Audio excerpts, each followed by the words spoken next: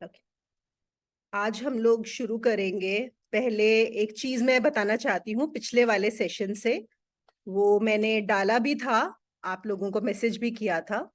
तो जब हमने लिया था चौथा श्लोक, जिसमें अष्टावक्र बोलते हैं कि तुम अपने को देह से अलग मानकर चित्त में स्थापित हो, तो वो चित्त नहीं है, वहां पर वो चित्त नहीं है। वो गलती हो जाएगी अगर हम चित्त समझ लेंगे उसको।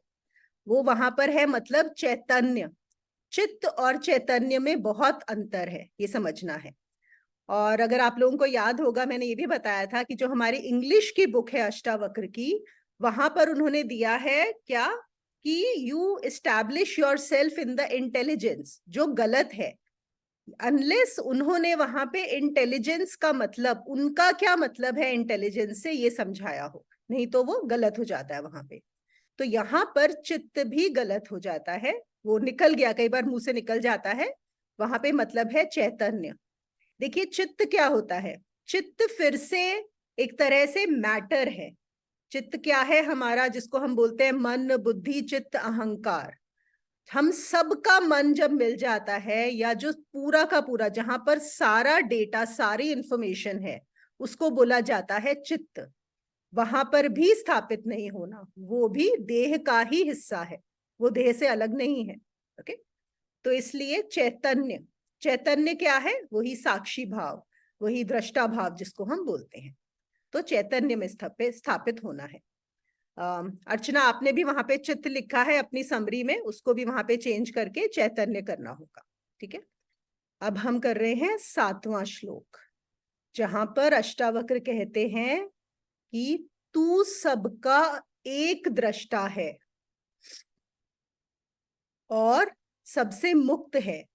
तेरा बंधन तो यही है कि तू अपने को छोड़कर सबको दृष्टा देखता है। So Ashtavakar is saying you are the only one seer. Your bondage is that instead of seeing yourself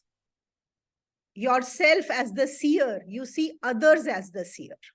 ठीक है, अब इसको समझते हैं कि यहाँ पर क्या मतलब है उनका, कि कौन मैं हूं दृष्टा और मैं कैसे दूसरों को दृष्टा समझता हूं। देखो, सबसे पहले ये देखते हैं कि जब हम दूसरों को देखते हैं, हम अपने बारे में जो भी जानते हैं वो दूसरों की तरफ से जानते हैं। दूसरे हमारे बारे में क्या सोचते हैं, दूसरे हमारे बारे में क्या कहते हैं, उन्होंने हमारे बारे में क्या कहा, हम उससे अपने आप को एक पहचान देते हैं, एक आइडेंटिटी देते हैं। किसी से हम मिले, उसने बोला अरे आप तो बहुत बुद्धिमान हो, तो हमने सोच लिया मैं तो बड़ा बुद्धिमान हूं। किसी और को मिले मिले उसने बोला कि तुम तो बड़े मूर्ख हो, तो मैंने अपने आप को मूर्ख मान लिया। किसी ने बोला तुम बहुत सुंदर हो, किसी ने बोला तुम तो बिल्कुल सुंदर नहीं हो, किसी ने कुछ बोला, किसी ने कुछ बोला। और ये हम सबका अनुभव होगा कि हर कोई हमें अलग अलग चीजें हमारे बारे में बोलता है। और बचपन से यही होता आ रहा है। देखो, जब बच्चा पैदा होता है तो उसको अपने बारे में कुछ भी ज्ञान नहीं होता। वो कैसे जानता है अपने आप को? वही जो उसको सामने के लोग बता रहे हैं, जो दूसरे उसे बताते हैं, उस सबको वो इकट्ठा करके एक अपनी आइडेंटिटी बनाता है। और वो जो आइडेंटिटी है वो कैसे बनती है, कि जो सामने वाले हैं सारे लोग, वो मुझे देख रहे हैं, वो मेरे दृष्टा हैं। They are the ones who know me and through them I know myself. हम सबको एक ये बहुत रहता है कि हम दूसरों की नजरों में अच्छे बने, है ना। ये सबको एक बड़ी नेचुरल ह्यूमन टेंडेंसी होती है। ये क्यों बन गई है?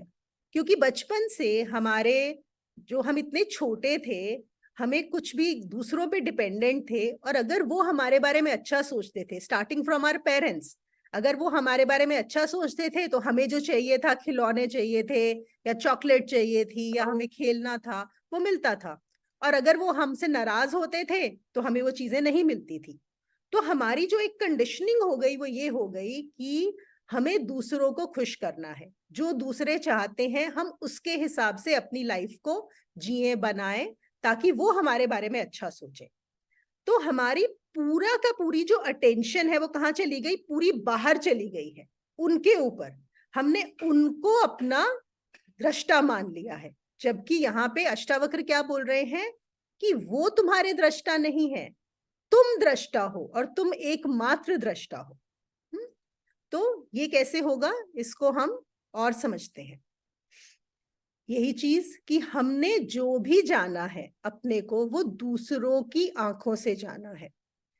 हमने देखो, और मैं आपको बोलती हूँ ना कि जब भी हम ये करते हैं सेशन, यहाँ पे एक थोड़ी साइकोलॉजी भी आ जाती है।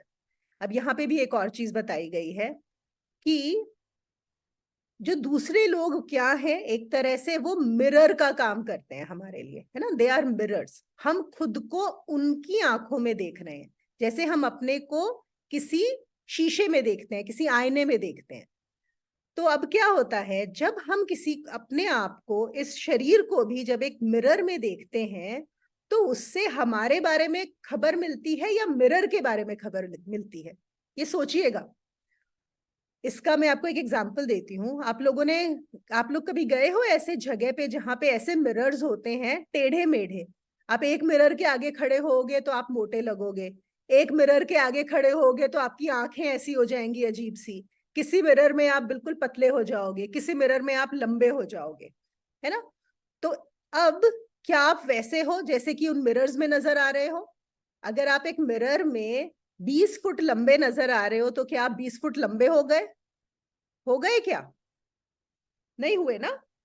अगर आप सडनली बहुत मोटे या पतले हो गए एक मिरर में अपने आप को देखते हुए, तो क्या आप वैसे हो? नहीं, आप वैसे नहीं हो। ये जो मिरर है वो आपके बारे में कम बता रहा है, अपने बारे में ज्यादा बता रहा है। यहाँ पे ये पॉइंट को ध्यान रखिए।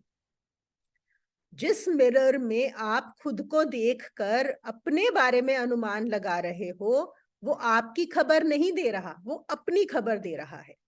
अगर एक मिरर में आप देख के मोटे हो जाते हो, तो इससे पता लगता है कि उस मिरर में क्या है ना, वो सही, मतलब मिरर में एक तरह से ऐसे बना हुआ है कि उसमें जो भी देखेगा वो मोटा दिखेगा। एक मिरर में हर कोई लंबा नजर आएगा। तो आपकी खबर थोड़ी मिली, वो तो मिरर की खबर मिली वहां से हमें। बिल्कुल ऐसे ही जब आप दूसरों की नजरों में खुद को देखते हो और अपनी एक आइडेंटिटी बना लेते हो, जो उनका व्यू लेके आप अपने आप को मानने लगते हो कि ये मैं हूं, वो आपके बारे में कम पता पड़ता है, उनके बारे में ज्यादा पता रखता है। मैंने आप लोगों को एक और चीज बताई थी पिछली बार भी, कि जब हम किसी को जज करते हैं, और ये बड़ी हमारी नेचुरल टेंडेंसी होती है जज करने की, तो जब हम जज करते हैं, उस सामने वाले आदमी के बारे में कम पता पड़ता है, हमारे बारे में ज्यादा खबर मिलती है। जब भी हम किसी को जज करते हैं, उससे ये पता पड़ता है कि हम कैसे हैं। कैसे पता पड़ता है कि हम कैसे हैं?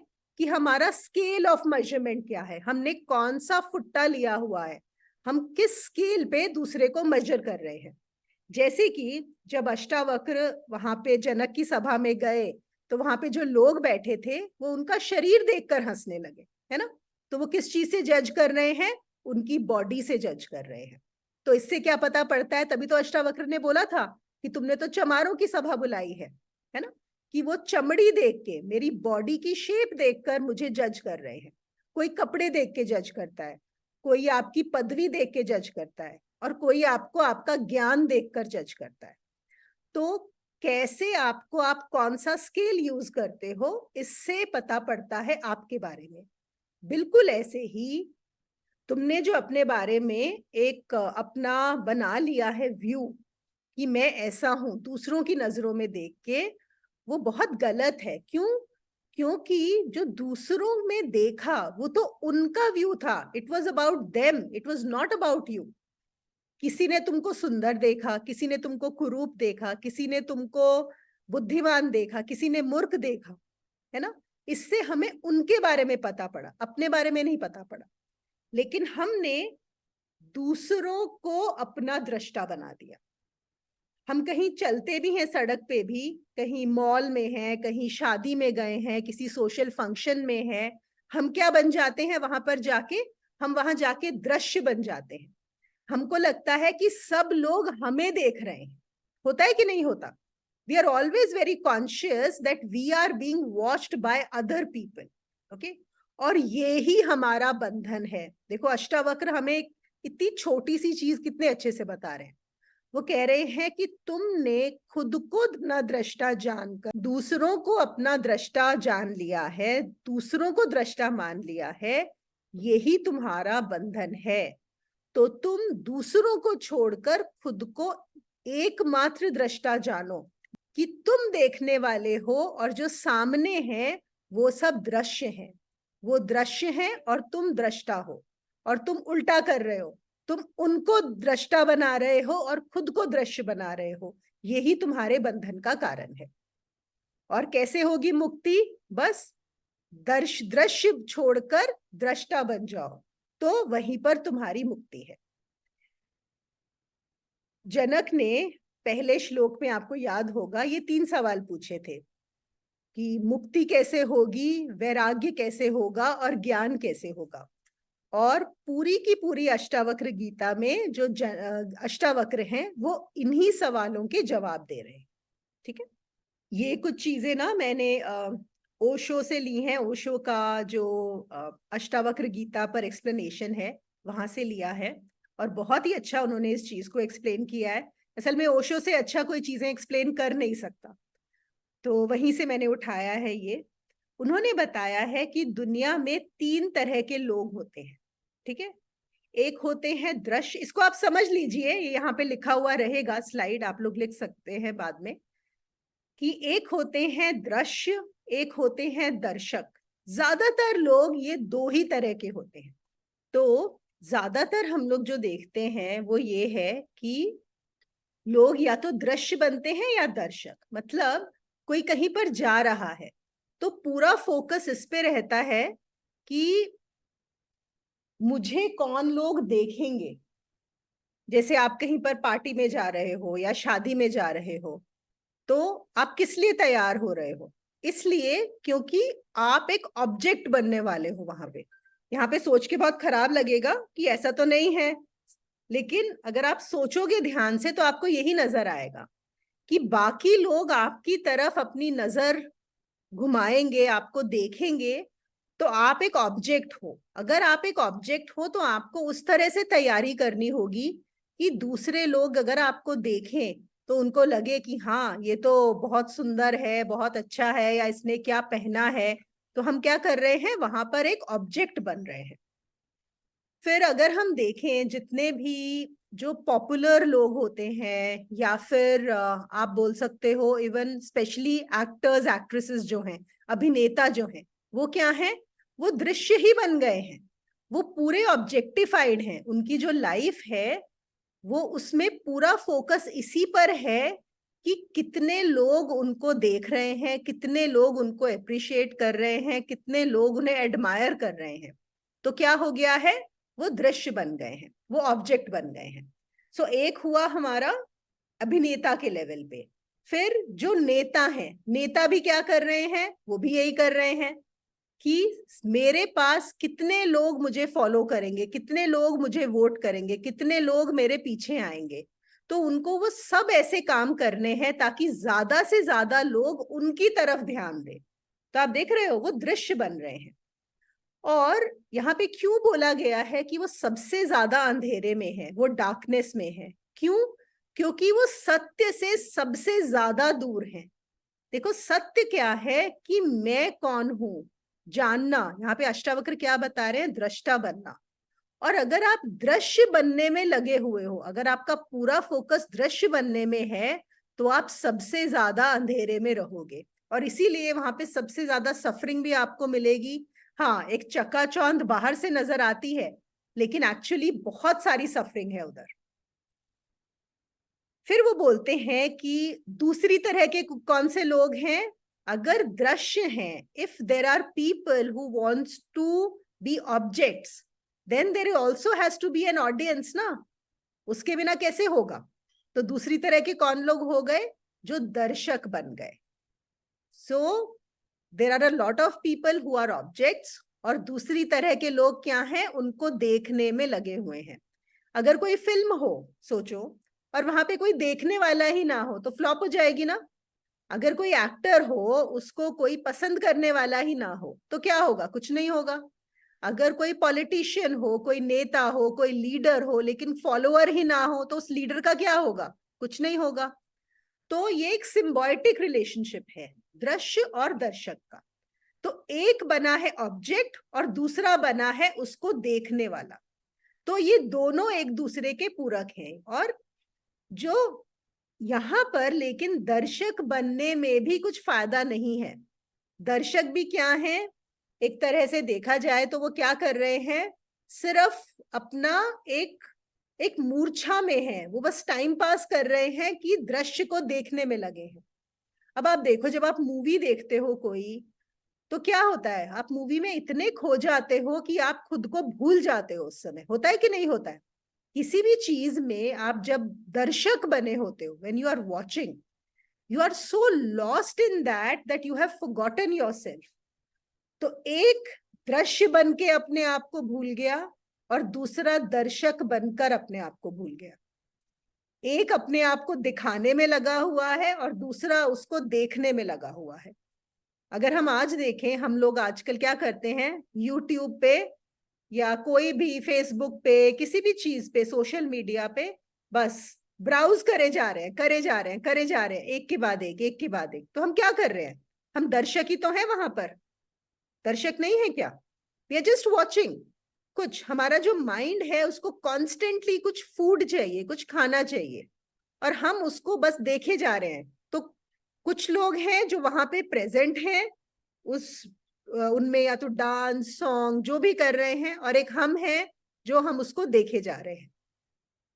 और अष्टावक्र कह रहे हैं यहाँ पर कि दोनों ही अंधेरे में है, दृश्य भी और दर्शक भी। जब तक आप इन दोनों में रहोगे तब तक आप इस संसार के चक्कर से नहीं निकल सकते, तब तक आप बंधन से मुक्त नहीं हो सकते। अगर आपको बंधन से मुक्त होना है तो क्या करना होगा? आपको दृष्टा बनना होगा, दृष्टा।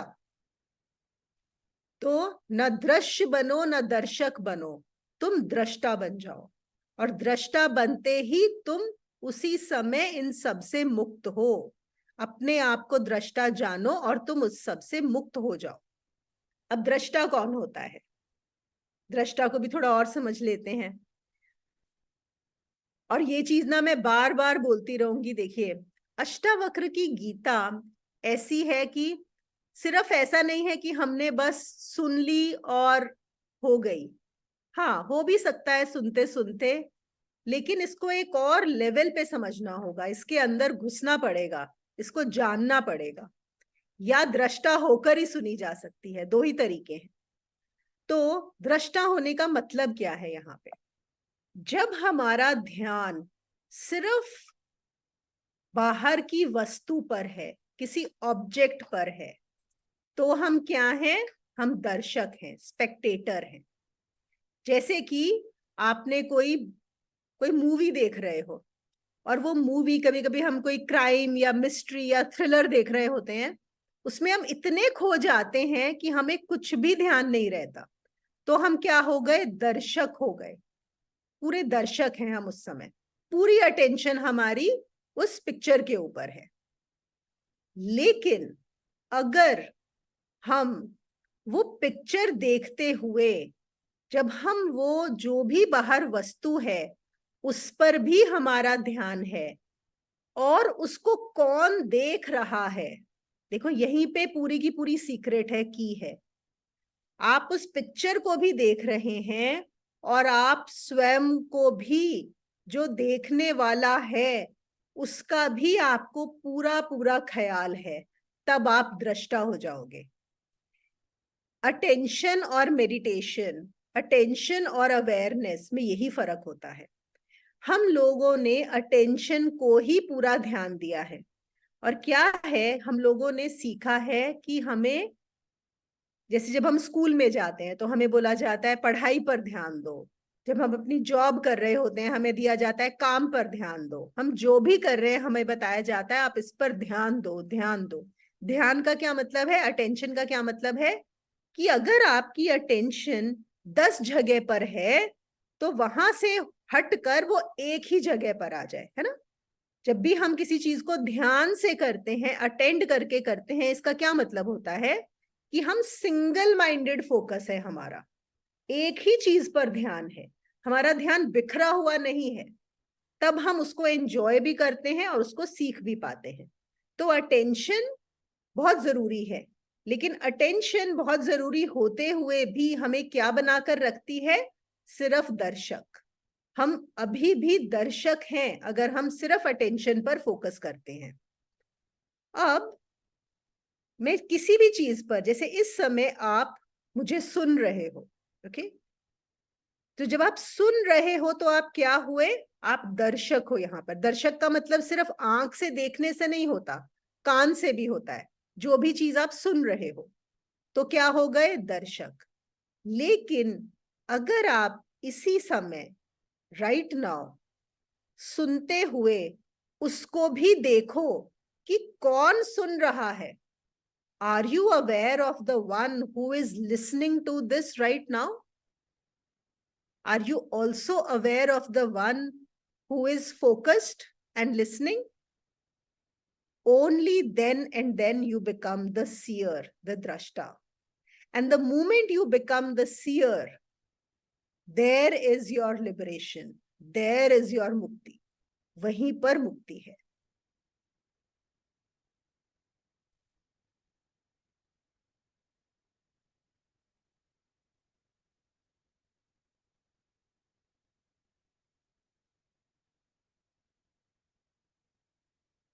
अष्टावक्र का पूरा फोकस है कि आप दृष्टा बन जाएं, आप दृश्य ना रहें। लेकिन दृष्टा बनने के लिए आपको होना पड़ेगा, कुछ बनना नहीं है, आपको होना पड़ेगा, हो जाना। Becoming one with the truth, not believing, just allowing this being to be present. That's it. जैसे हम एक घर में रहते हैं, इस घर में बहुत सारी दीवारें हैं, छत है, एक स्ट्रक्चर बना हुआ है, लेकिन उस स्ट्रक्चर हमें, हाँ, एक सिक्योरिटी देता है, लेकिन असल में वो स्ट्रक्चर क्या है? स्पेस ही तो है। एक स्पेस को ही अगर हम 4 दीवार लगा देते हैं तो वो क्या बन जाता है? एक कमरा बन जाता है ना? वो कमरा हमें सिक्योरिटी भी देता है, लेकिन वो कमरा एक तरह से जो बाकी स्पेस है उससे हमें अलग भी कर रहा है। अगर हमें उस एक स्पेस को जानना है तो क्या करना है? उस दीवार को, उस कमरे को तोड़ देना है।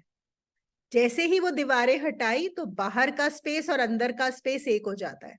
मैं ये नहीं बोल रही हूं यहाँ पे कि आप अपने घर की दीवारें तोड़ दो, यहाँ पर हमें अपनी मन की, बुद्धि की दीवारों को तोड़ना होगा। जैसे ही वो गिरती हैं तो क्या हो जाता है? You are just being, and that is where you become the seer. That is what being the दृष्टा इज। और अष्टावक्र क्या बोल रहे हैं? तू सबका एक दृष्टा है और सदा सचमुच मुक्त है। तेरा बंधन क्या है? कि तू अपने को छोड़ दूसरे को दृष्टा देखता है, दूसरे को दृष्टा देखता है।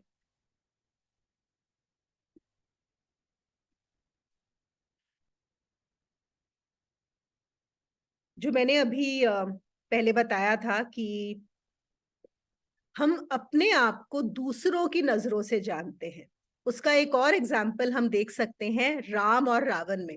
आजकल राम और रावण काफी पॉपुलर हुए हुए हैं इस समय, अयोध्या में ये सब जो होने वाला है, तो हम भी चलिए उनका एक एग्जाम्पल लेते हैं। देखिए राम और रावण में क्या फर्क है। ओके, जब आप रावण की बात करते हैं तो हम एक बोलते हैं रावण जिसके 10 सर है ना? ये ऐसे ही हमने रावण को डिपिक्ट किया है। तो क्या रावण वो था जिसके 10 सर हैं? नहीं। हर कोई जिसके एक से ज्यादा सर हैं वो रावण है। इसको ऐसे समझो, ये नहीं कि रावण के 10 सर थे, हम सब के 10 सर हैं। और 10 का मतलब ये नहीं कि 10 एक नंबर हो गया, एक 10 मतलब 10, no. 2 can also be 10, 20 can also be 10, 2000 can also be 10। कहने का मतलब ये है कि तुम्हारे अंदर जितने सारे ये दृश्य, ये सारी जो ओपिनियंस भरी हुई हैं, तुम्हारे जितने डिफरेंट सेंटर्स हैं, तुम्हें अपना पता ही नहीं है। तो जब तक तुम्हें अपना पता नहीं है तब तक तुम रावण हो। रावण के 10 सर का क्या मतलब था कि उसका कोई एक सेंटर नहीं है, उसका कोई एक केंद्र नहीं है, बहुत सारे केंद्र हैं। और हम अपनी लाइफ में अगर देखेंगे तो हमें पता पड़ेगा हम भी ऐसे ही हैं। हमारी लाइफ में भी बहुत सारे सेंटर्स हैं। आप देखो ना, हम एक ही इंसान की तरफ कभी कभी कभी हम बड़े प्रेम से बिहेव करते हैं, हमारा सेंटर हो जाता है love, we are behaving out of love. उसी इंसान के लिए एक समय हम घृणा से भी ऑपरेट करते हैं, सेम इंसान होगा, उसी के लिए हम कभी दया से ऑपरेट करते हैं, उसी के लिए कभी हम डर से ऑपरेट करते हैं। और अलग अलग लोगों में तो कहना ही क्या है, ये तो है ही। हर अलग इंसान के लिए हमारा जो सेंटर ऑफ ऑपरेशन है वो बदल जाता है, हमारा जो केंद्र है वो बदल जाता है। किसी चीज को हम बहुत लोभ से देखते हैं, किसी चीज को हम बहुत विकर्षण होके हम रिपल्सिव हो जाते हैं, किसी चीज को देखते हैं तो कहीं पर हम देख रहे हैं तो हमारे अंदर इतना लोभ पैदा हो जाता है। कभी हमको लगता है कि नहीं, हम प्रेम से, कभी गुस्से से, होता है कि नहीं होता? It is very natural, all of us. तो हमारा जो नेचुरल सेल्फ क्या है कि बहुत सारे सेंटर्स हैं, और अगर जिसके भी बहुत सारे सेंटर्स हों तो हम इसको क्या बोलते हैं? बहुत सारे सर होना। हमारे बहुत सारे सर हैं, और जब तक हमारे बहुत सारे सर हैं तब तक हम क्या हैं? रावण ही हैं। हम सब रावण हैं। और राम कौन है? राम जिनका सिर्फ एक सर हो, ओनली वन हेड। मतलब वो हमेशा एक ही सेंटर से ऑपरेट करते हैं, और वो सेंटर कौन सा होता है? दृष्टा का सेंटर। जब आप सिर्फ और सिर्फ दृष्टा होकर ही ऑपरेट करते हो, then you are Ram. But when you are operating from different centres, then what you are? Ravan. तो जो अष्टावक्र यहाँ पे बोल रहे हैं कि तुम जो दूसरों को अपना दृष्टा मान लेते हो, दूसरों के व्यूज, ये जो हमारे इतने सारे सेंटर्स हैं वो कहाँ से आए हैं? क्योंकि हमने दूसरों को, दूसरे को दृष्टा मान लिया है। यहीं पर हमारी गलती है। हमें खुद को जानना है कि मैं ही एक दृष्टा हूं। हमारी लाइफ में जो दूसरे कहते हैं, जो दूसरे हमारे बारे में सोचते हैं, जो दूसरे बोलते हैं, वो इतना इम्पोर्टेंट हो चुका है कि हमको ध्यान ही नहीं है कि मैं कौन हूं। हमें ध्यान ही नहीं है कि मेरी भी कोई अपनी सत्ता हो सकती है बिना दूसरे के प्रभाव के।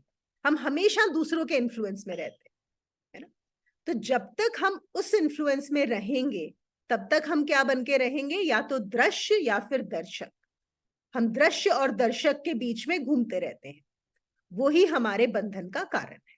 ओके,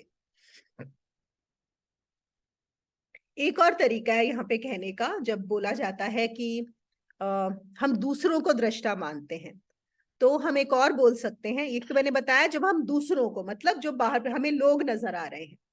एक और दूसरा तरीका क्या है देखने का, कि मैंने इन आंखों को दृष्टा मान लिया। मैं सोच रही हूं कि ये जो आंखें हैं ये देख रही हैं, ये जो कान है ये सुन रहे हैं, है कि नहीं? तो ये जो मेरी इंद्रियां हैं, जो पांचों इंद्रियां हैं, ये दृष्टा है। यहां पर भी गलती है। देखियो, इसका एक और इन्फ्रेंस है, ये भी गलती है। अगर आप सोचो कि देखने वाली आंखें हैं, नहीं, आंख सिर्फ एक इंद्री है जो बाहर जो भी हो रहा है उसका आपको क्या दे रही है? एक अनुभव दे रही है। फिर से मैं बताती हूं, वेदांत में एक किताब है दृग दृश्यम विवेक। ओके, उसमें पूरा ये दृश्य और दृष्टा का ही पूरा का पूरा डिफरेंस बताया गया है कि आपकी जो आंख है वो देख रही है बाहर, लाखों करोड़ों ऑब्जेक्ट्स हैं, लेकिन लाखों करोड़ों ऑब्जेक्ट्स को देखने वाली तो सिर्फ एक आंख ही है ना। एक आंख इतने सारे ऑब्जेक्ट्स देख पाती है?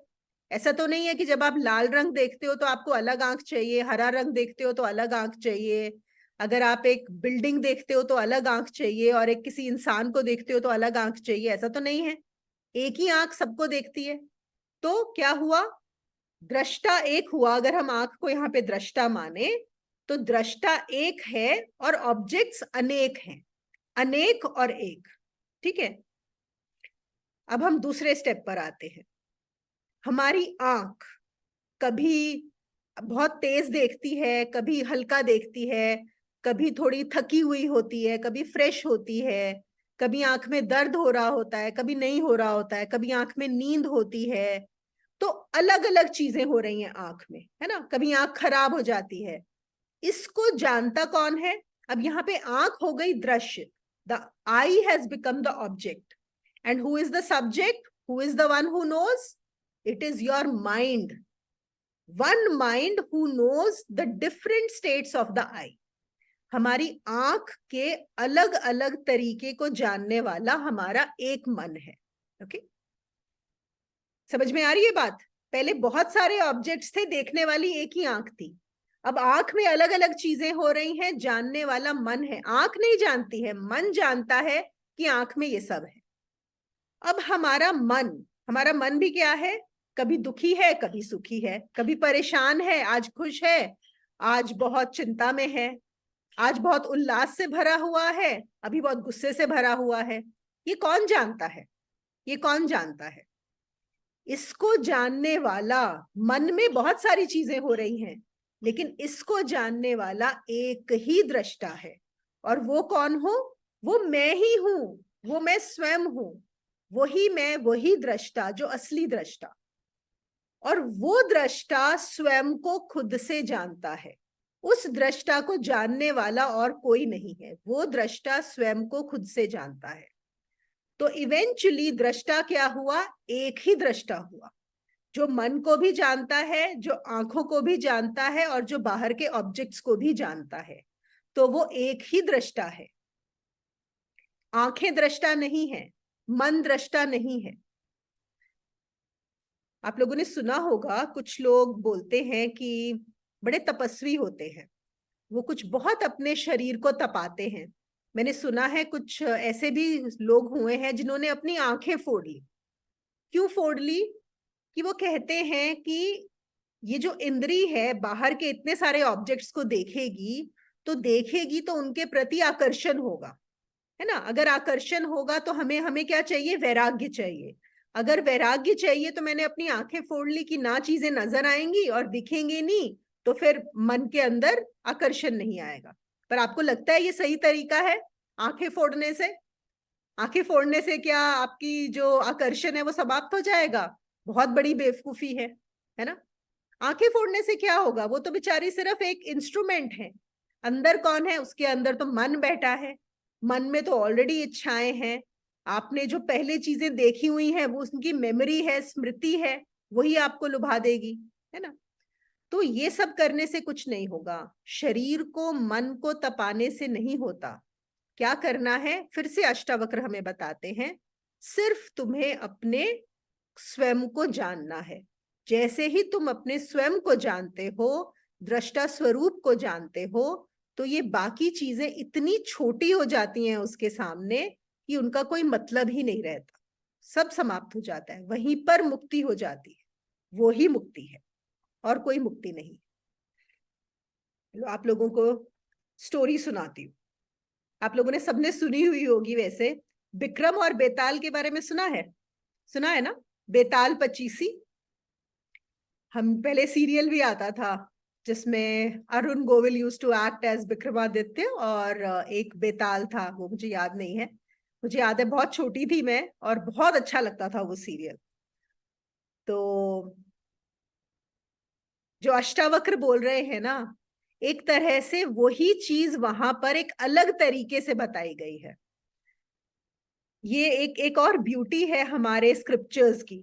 तो यहाँ पे ना हमारे यहाँ पे बहुत सारे, आप बोल सकते हो, एक्सपेरिमेंट्स किए गए हैं कि जब भी कोई चीज आपको बहुत गूढ़ ज्ञान, अगर सीधा ज्ञान समझ में ना आए तो कैसे समझाया जाए? कहानी के through, in a story form. जो हमारी रामायण और महाभारत भी है ना, वो असल में वो स्टोरीज इंपॉर्टेंट नहीं है, वो स्टोरी उनके आसपास बुनी गई है ताकि ज्ञान आपके अंदर उतर सके। जैसे हम कड़वी गोली देते हैं ना, मीठा ऊपर कवर करके, बिल्कुल ऐसे। तो ये जो अभी अष्टावक्र ने हमें बताया है, इसको चलिए हम स्टोरी से भी एक समझने का प्रयास करते हैं। तो वैसे आप लोगों ने सुनी हुई होगी ये, पर फिर भी मुझे लगता है ये फिर भी सुनने में मजा आता है। तो आपको पता है विक्रमादित्य जो राजा थे, बहुत बड़े राजा हुए हैं, वीर विक्रमादित्य उनको बोला जाता था। और वहां पर एक तरह से रोज का एक रूटीन था कि सुबह विक्रमादित्य सब लोगों को मिलते थे जो प्रजा थी, और प्रजा अपनी अपनी मर्जी से जो उनका मन करता था उनके लिए एक भेंट लाती थी, एक भेंट देती थी, कुछ भी जिसकी जैसी कुछ हो। तो वहां पे एक दिन एक सन्यासी जैसे कोई आया और उसने राजा विक्रमादित्य को एक फल दिया। वो काफी जंगली टाइप का सा फल था। तो विक्रमादित्य ने देखा पर ले लिया, क्योंकि वो सबकी भेंट ले लेते थे। तो उन्होंने वो भेंट ले ली और वो हर भेंट अपने वजीर को दे देते थे कि लो ये तुम रख दो। और वो जो है सन्यासी रोज आता था, रोज, और रोज आकर उन्हें एक फल देता था, और विक्रमादित्य रोज वो अपने वजीर को दे देते थे। और ये किस्सा बड़े सालों तक चला, बहुत सालों तक चला, कि रोज वो आता था और वो फल, कभी उन्होंने फल को खोला नहीं, तोड़ा नहीं, खाया नहीं, कुछ नहीं किया। और कभी जिज्ञासा भी नहीं हुई जानने की कि कौन ये सन्यासी है, क्यों ये फल देता है। स्ट्रेंज सी बात है वैसे, पर चलिए जो भी है। एक बार क्या हुआ, ऐसे ही रोज की तरह, ऑलमोस्ट 10 साल बीत चुके थे इस बात को होते हुए, रोज ये होता रहा कि जब उस सन्यासी ने विक्रमादित्य को फल दिया, तो राजा का वहां पे एक पाला हुआ बंदर भी था। तो उन्होंने क्या किया, अपने वजीर को ना दे के वो जो फल है वो बंदर को पकड़ा दिया। तो जब बंदर ने वो फल दिया तो उसने, बंदर तो बंदर वाला काम करेंगे, उन्होंने उसी समय उस फल को काटा, तोड़ा, खाना शुरू किया। और जब उसने किया, वहीं पर सब लोग थे वहीं पर, उस फल में से एक इतना बड़ा हीरा नीचे गिरा, इतना बड़ा हीरा। आज तक विक्रमादित्य ने अपनी जिंदगी में ऐसा हीरा नहीं देखा होता, किसी ने भी कभी नहीं देखा होता, इतना बड़ा एक हीरा। आप सोच सकते हैं उसकी क्या वैल्यू होगी। अब तो राजा बहुत चौंके और सब लोग बहुत चौंके कि अरे ये फल के अंदर से इतना बड़ा हीरा कहाँ से आ गया, जो कि मतलब बहुत ज्यादा कीमती था। तो अब राजा ने वजीर को बोला, अरे वो सब जो इतने फल ये 10 साल से ला रहे थे वो कहाँ हैं। तो अब देखो, वजीर भी बहुत समझदार था, वो सब फल फेंक सकता था, लेकिन उसको भी पता था कि राजा ने फल दिया है, क्या पता कब मांग ले। तो उसने क्या किया था, एक तहखाने में वो फल फेंकता रहता था, एक तहखाना बनाया हुआ था वो फेंकने के लिए। तो वो तहखाना खोला गया। जब तहखाना खोला तो उसमें बहुत बदबू आ रही थी, क्योंकि वो फल पूरे सड़ चुके थे। लेकिन आप सोचिए, उस तहखाने में उन सड़े हुए फलों के बीच में लाखों हीरे थे, इतने बड़े बड़े। मतलब 10 साल से इंटू 365 डेज जितने भी हो गए, थाउजेंड्स लैक्स ऑफ, इतने हीरे, वो पूरा का पूरा तहखाना हीरों से भरा हुआ था। उन सबको निकाला गया, सब आए। अब विक्रमादित्य को एकदम मतलब चौंका वो, अब जिसको बोलते हैं ना कि थोड़ा सचेत हुआ। तो उसने उन जो सन्यासी थे उनको बुलाया, आज तक तो ध्यान दिया ही नहीं था उनके ऊपर। उनको बुलाया और उनको पूछा कि ये क्या है, आप जरूर कोई साधारण सन्यासी तो है नहीं। तो उन्होंने बोला कि मैं कितने सालों से इंतजार कर रहा था कि तुम कब इसको खोलोगे और देखोगे। देखो, हर रोज जिंदगी हमें एक हीरा देती है, हर रोज हर पल हमें एक हीरा मिलता है, लेकिन हम उसको पहचानते नहीं है। क्यों? क्योंकि वो किसी चीज में मिक्स्ड है या वो किसी चीज में छुपा हुआ है, हम पहचान नहीं पाते और हम उसको फेंक देते हैं, और रोज वो चला जाता है। तो तुम्हारे साथ भी ऐसा ही हुआ, 10 साल से मैं तुम्हें रोज ये दे रहा था और तुम उसको नहीं देख पाए, नहीं जान पाए। पर कहते कोई बात नहीं, इतने साल गंवा दिए, आज तो जान गए हो ना। अब इस दुख में मत जाओ कि मैंने इतना समय गंवा दिया, कि मैंने हर रोज एक हीरा गंवाया, उसमें मत जाओ। अब आगे के उसमें भी मत जाओ कि ये सोचने लगो कि मेरे पास इतने हीरे हो गए, मैं तो अब कितना बड़ा राजा हो गया। ऑब्वियसली उसकी तो जो समृद्धि है वो तो कितने गुना बढ़ गई थी। मैंने बोला उसमें भी मत जाओ, इसी पल में रहो, यहीं पर। तो अगर तुम मेरा कुछ करना चाहते हो, तो विक्रमादित्य ने बोला कि बताइए मैं आपके लिए क्या कर सकता हूँ, आपने मुझे ये इतना दिया है, क्या करूं। मैंने बोला अगर आप मेरे लिए कुछ करना चाहते हो तो आप क्या करिए, आज रात को अकेले आप शमशान घाट में आ जाइएगा, और ध्यान दीजिएगा कि आप अकेले ही आए, किसी को नहीं लेके आना है साथ में। तो अगर आप आओगे, और नहीं भी आए तो कोई बात नहीं, लेकिन अगर आप आओगे तो बहुत अच्छा रहेगा, मैं वहां पर कुछ यज्ञ कर रहा हूं, मुझे आपकी सहायता चाहिए। तो विक्रमादित्य ने बोला ठीक है। और डर तो उन्हें भी लग रहा था जाने से, रात में शमशान कभी आज तक गए नहीं थे, लेकिन एक तो राजा का वचन है, उन्होंने, राजा ने वचन दिया है, दूसरी चीज वो वीर भी थे, बहादुर थे। जब कोई बहादुर होता है तो हम सोचते हैं, या कोई वीर होता है तो हम सोचते हैं कि उसको डर नहीं लगता, है ना। हम लोगों का एक नॉर्मल टेंडेंसी होती है सोचने की कि उनको डर नहीं लगता, ऐसा नहीं है। तो यहाँ पे इन्होंने एक और चीज बताई कि कायर और बहादुर, कायर और वीर में क्या डिफरेंस होता है। जो कायर है वो भी डरता है, और जो वीर है वो भी डरता है, पर फर्क क्या है, कायर भाग जाता है, जिस भी चीज से डरता है वो भाग जाता है, वो उस कार्य को छोड़ देता है। और जो वीर होता है वो भी डरता है, लेकिन डरते हुए भी वो कार्य करता है, वो फिर भी उसमें कूदता है, वो रिस्क लेता है। That is the only difference. तो कभी कोई ये ना समझे कि जो वीर होते हैं उनको डर नहीं लगता, इसीलिए वो ये सब कर पाते, नहीं, डर उनको भी लगता है। तो विक्रमादित्य को भी, राजा थे, सब था, लेकिन आज तक कभी शमशान घाट में नहीं गए, आज तक कहीं अकेले कभी नहीं गए। हमेशा सेना साथ चलती है, मंत्री साथ चलते हैं, होता ही है ना, कभी अकेले तो चलते नहीं है, तो उनको भी डर लगा, पर फिर भी गए रात में। और जब शमशान घाट में गए तो वहां पर तो आपको पता है, खूब इधर उधर क्या लाशें पड़ी हैं, कुछ भी एक अलग ही तरह का माहौल होता है। तो पहुंचे वहां पर, ये जो साधु थे, ये जो योगी थे, ये धूनी जमाए हुए बैठे हुए थे। तो जब वो पहुंचे तो उन्होंने बोला कि मुझे बहुत अच्छा लगा कि तुम आ गए हो, तो तुम्हें मेरा एक काम करना होगा, यहां से थोड़ी दूर जाओ, आगे एक और जंगल है, उस जंगल के बीचों बीच एक पेड़ है बड़ा सा, उस पेड़ के ऊपर एक लाश उल्टी टंगी हुई होगी। ओके, तुम्हें उस लाश को उतार कर मेरे पास लेकर आना है, और ध्यान रखना कि जब तुम उस लाश को उतार कर मेरे पास लाओगे तो वहां पे बहुत होश में रहना, सजग रहना, सचेत रहना, क्योंकि वो लाश ऐसी है कि कुछ भी तुम्हारे साथ हो सकता है, और तुम तो अपने आप को बचा ही नहीं पाओगे, मैं भी नहीं तुम्हें बचा पाऊंगा, मैं भी नहीं बचा पाऊंगा। और क्योंकि तुम इतने वीर हो, इसीलिए ये काम मैं तुम्हें सौंप रहा हूं, तुम्हारे अलावा ये काम और कुछ कोई भी नहीं कर सकता। तो विक्रमादित्य सोचते हैं, तो अब तो ठीक है, अब उन्होंने बोल दिया तो जाएंगे ही। तो वो जाते हैं, चलते चलते काफी समय लगता है, जंगल में पहुंचते हैं। जाते हैं तो देखते हैं जंगल में एक पेड़ है और वहां पे लाश लटकी हुई है, और वही था बेताल, है ना, विक्रम और बेताल, अगर हम लोगों ने वो सीरियल देखा हुआ है तो बेताल लटका हुआ था, लाश। अब वो ऊपर चढ़े उस पेड़ के ऊपर, और पेड़ के ऊपर से उन्होंने उसके जो लाश को नीचे करा, और नीचे गिरी लाश, उतरी। तो जैसे ही वो गिरी तो एक अजीब टाइप की थी, मतलब उनको लगा ये तो लाश होगी, वो हंसने लगा जो बेताल है, तो हंसने लगा। तो विक्रमादित्य बोले, अरे क्या हुआ, कौन हो तुम।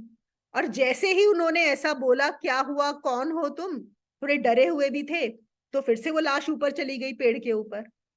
अरे अब ये फिर ऊपर चली गई, तो फिर इनको दोबारा पेड़ पे चढ़ना पड़ा, मतलब कितना एफर्ट का काम है, फिर चढ़े ऊपर, फिर लाश को नीचे फेंका, और इस बार चुप रहे, क्योंकि उन्होंने पता था कि पिछली बार बोले थे तो लाश ऊपर चली गई थी, तो चुप रहे। और फिर उठा के उन्होंने लाश को अपने कंधे पे डाला और चलने लगे।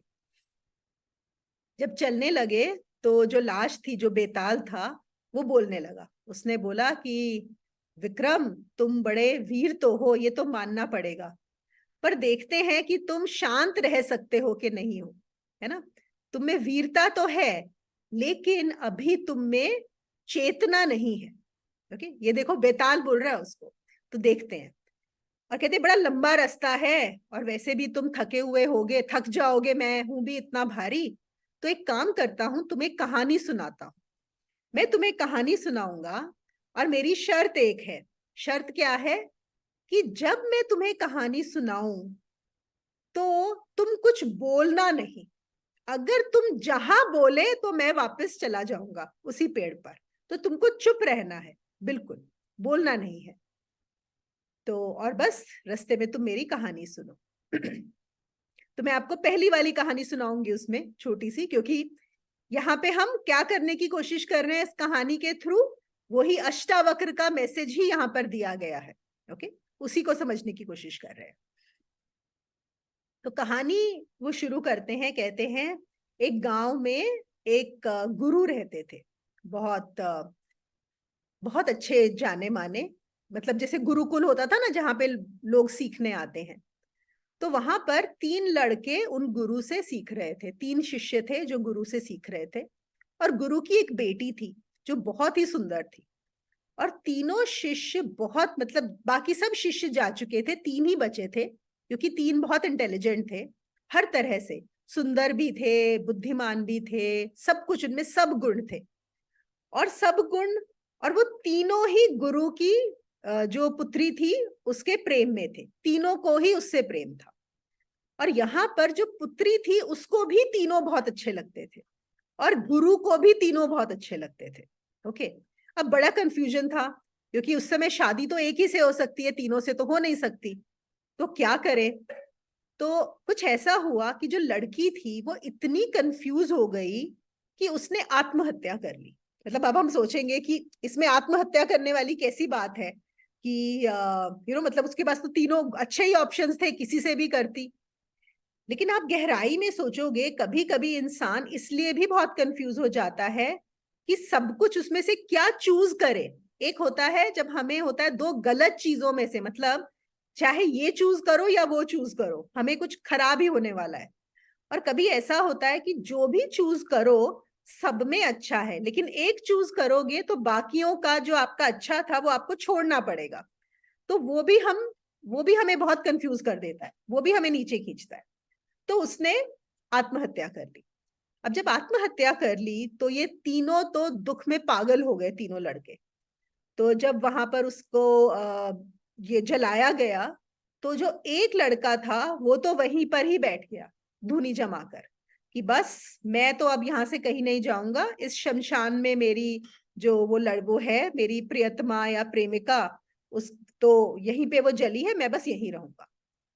और एक जो है उसने क्या किया, वो जो उसकी जो बाद में फूल होते हैं, जो अस्थियां होती हैं, उनको लेकर बैठ गया और उनका ध्यान रखने लगा। उसने बोला कि उसने कि यही तो है, कम से कम इसका कुछ तो है, तो मैं इनको ध्यान रखूंगा। तो वो रोज उनको धोता, पोंछता, ध्यान रखता।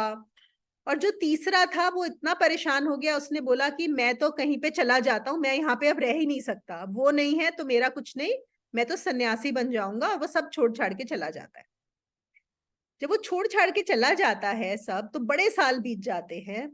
तो एक बार क्या होता है, जो ये जो छोड़ के गया होता है, इसको एक ऐसा गुरु मिलता है जो उसको सिखाता है कि मुर्दे को जीवित कैसे किया जाता है। ओके, और मुर्दे को जीवित में भी ऐसा होता है कि अगर किसी की अस्थियां भी पड़ी हुई हो, अगर आपके पास अस्थियां भी हो, उससे भी वापस जीवित किया जा सकता है। तो वो वाली विद्या सीख लेता है। जब वो विद्या सीख लेता है तो उसका पहला दिमाग में क्या आता है कि मैं जाके उसको जिंदा कर दूं, कि शायद कुछ उसका वहां पे पड़ा हुआ हो। तो वो फिर जैसे ही सीख के वापस आता है इधर शमशान घाट पर, और उसको भी पक्का नहीं होता कि उसकी अस्थियां पड़ी होंगी कि नहीं होंगी, लेकिन अस्थियां होती हैं। क्यों? क्योंकि वो जो दूसरा वाला लड़का होता है उसने उन अस्थियों को संभाल के रखा होता है, वो तो रोज उनका ध्यान रखता है। तो वो आता है तीसरा आदमी, और वो अपना मंत्र जाप करता है, और लड़की वापस से पैदा हो जाती है, वापस से जिंदा हो जाती है उन अस्थियों से। और जब जिंदा होती है तो बहुत सुंदर होती है, और भी ज्यादा सुंदर, एकदम जैसे कि ये कभी मरी ही नहीं थी। और जब तीनों उसकी तरफ देखते हैं तो फिर से बात वही की वही, है ना, जहां से शुरू हुई थी कहानी वहीं पर आकर रुक गई, कि अब ये तीनों लड़के हैं और तीनों ने ही कुछ कुछ किया है, अब किससे शादी करे। तो अब जो बेताल है वो विक्रमादित्य को पूछता है कि विक्रम, तू तो इतना बुद्धिमान राजा है ना, तो तेरे दिमाग में जवाब तो जरूर आया होगा कि किससे शादी करनी चाहिए, तो तू मुझे बता। और फिर एक और चीज बोलता है बेताल, उसको कहता है कि देखो, अगर तुम्हारे मन में जवाब नहीं आया तब तो बात ठीक है, तब तुम चुप रह सकते हो।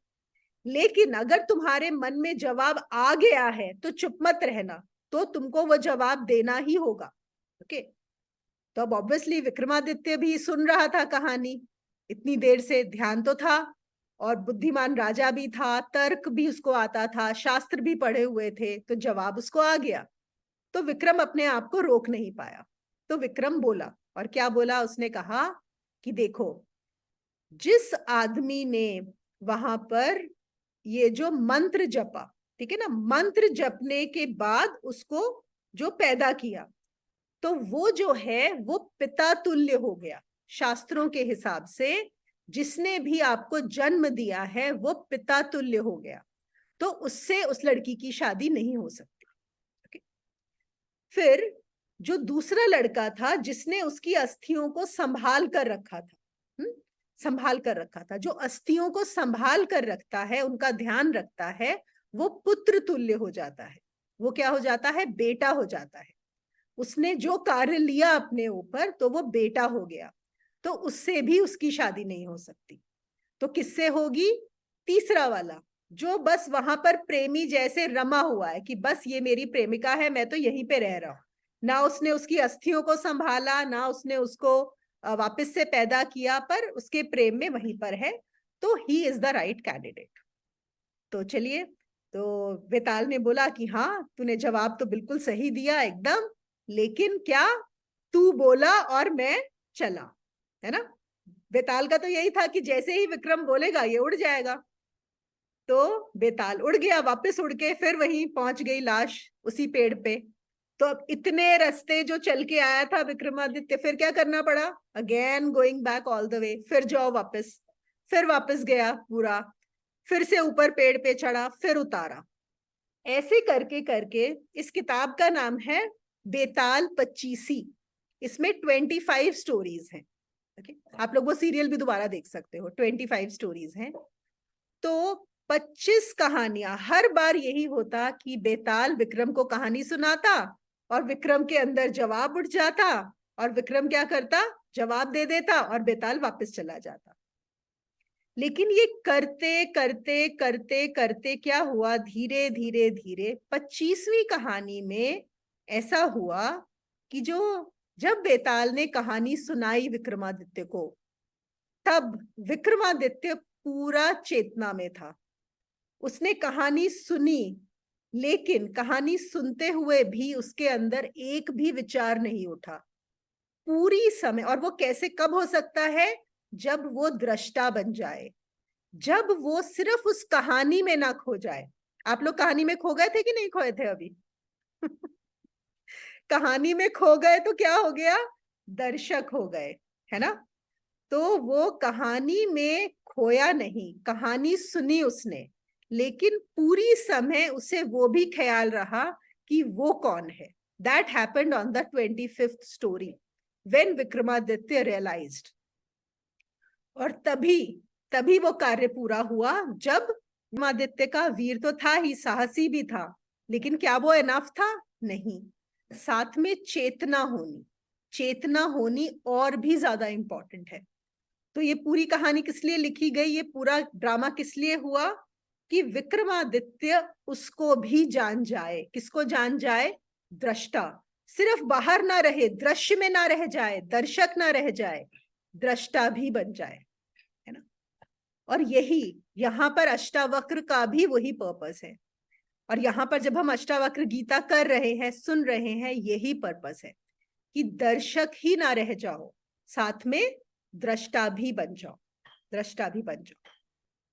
अब आप लोग सुनिएगा उसको या देखिएगा विक्रम और बेताल। और ध्यान यही रखना है, क्या ध्यान रखना है? कि जो भी कहानी सुने उसमें खो ही ना जाए, अपना भी ध्यान रहे, स्वयं का भी ध्यान रहे कि देखने वाला कौन है ना।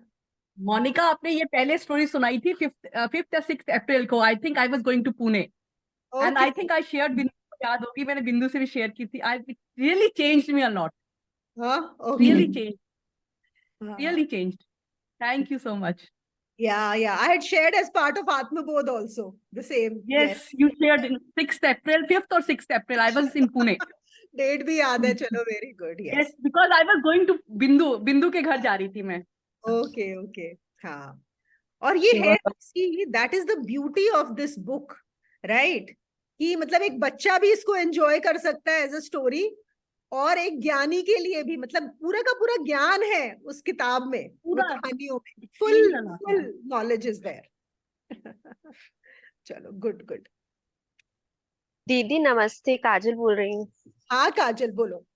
नमस्ते. ये जो आपने कहानी सुनाई है ना, जो फर्स्ट क्लास थी ना आपकी, साक्षी हो जाओ, ये उससे डायरेक्ट रिलेट करती है कि हमें इस भाव में रहना है हर वक्त कि जो भी चीज चल रही है जस्ट लाइक अ स्टोरी हमें देखनी है, लेकिन उसको अपने चिंतन के साथ कनेक्ट नहीं करना, सिर्फ देखना है, उसको लेकर अपने अंदर भाव नहीं लाने।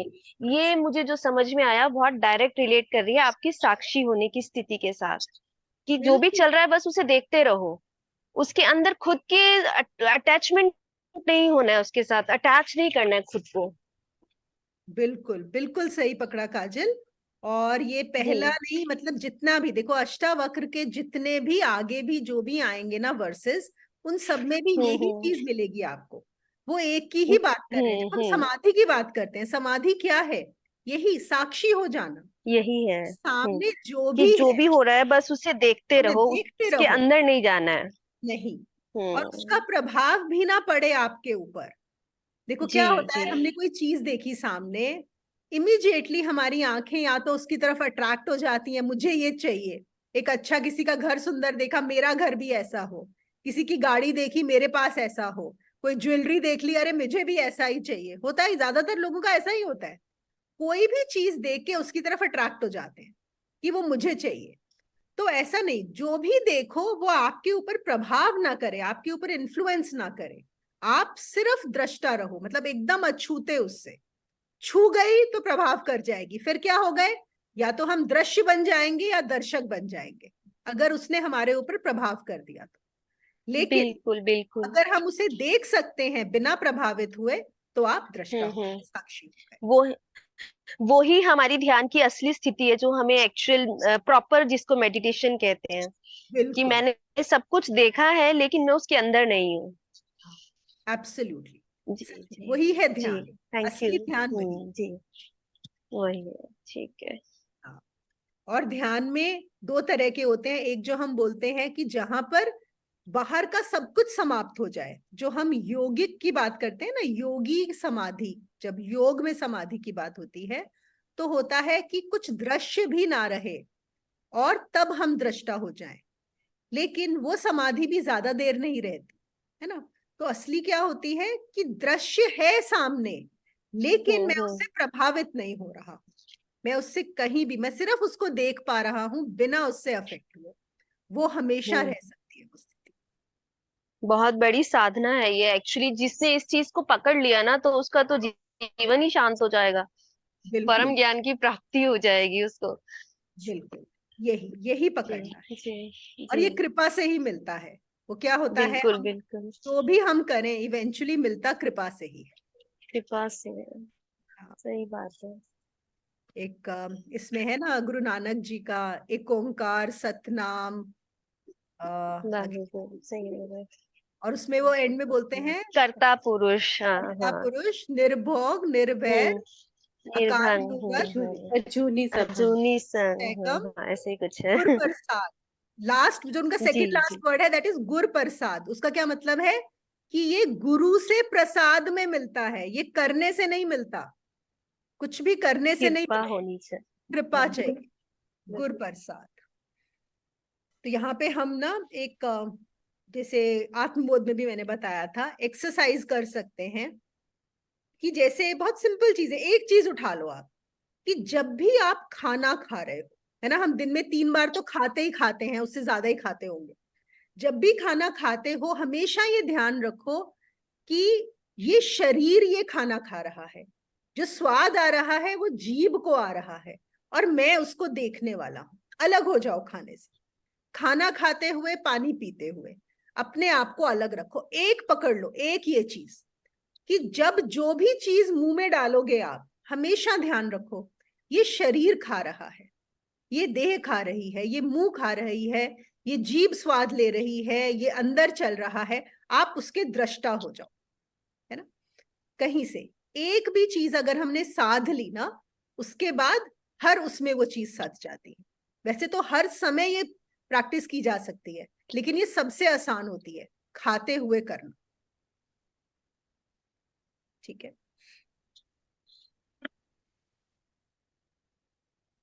और किसी का? पर खाते हुए भी थॉट्स तो आते हैं ना, ये अच्छी है ये बुरी है, बता हाँ, हम तो अटैच हो ही जाते हैं। तो बोलो कोई बात नहीं, उसको बोलो कि ये जीभ को अच्छा बुरा लग रहा है ना। सब कुछ जीभ पे डाल दो, मन पे डाल दो, आप मत आइडेंटिफाई हो कि मुझे बहुत मजा आ रहा है, मैं मत बोलो उसको। तो हम लोग ने तब तो वो भी एक्सरसाइज कराया था ना कि हमेशा बोलो, अच्छा ये मुनि जा रही है, ये मुनि कर रही है, मतलब तुम अलग हो जाओ अपना नाम से, हर चीज को बोलो ये कर रहा है ना, मैं नहीं कर रहा। मतलब मैं को इस शरीर और मन से डिसआइडेंटिफाई कर लो, बिल्कुल। तो ये बहुत और सारे ये आश्रमों किसको में बोलना कराई है, जाती है। हम ही रहे हैं ना सब मिलकर ही, लाइक शरीर भी खुद भी, तभी तो इम्प्लीमेंट करेंगे। हाँ बिल्कुल बिल्कुल, वो तो है ही। तो लेकिन कहीं से तो शुरू करना होगा ना सब में, तो एटलीस्ट एक से शुरू करें, फिर अगले पे आएगा कि अच्छा मैं वो भी नहीं हूँ, वो भी नहीं हूँ। जो जैसे गुरु माँ ने बताया था कि उन लोगों को ये साधना कराई जाती थी, और ये लोग तो गुरु आश्रम में रहते थे, तो आपको मैं बोलना अलाउड ही नहीं था। जहां आप मैं बोलोगे तो वहां गड़बड़ हो गई, है ना, क्योंकि आप हो ही नहीं। आप हर उसमें अपने को थर्ड पर्सन में ही बोलोगे। अगर आपको भूख भी लगी है तो आप, हम क्या बोलते हैं, अरे मुझे बड़ी भूख लगी है ना।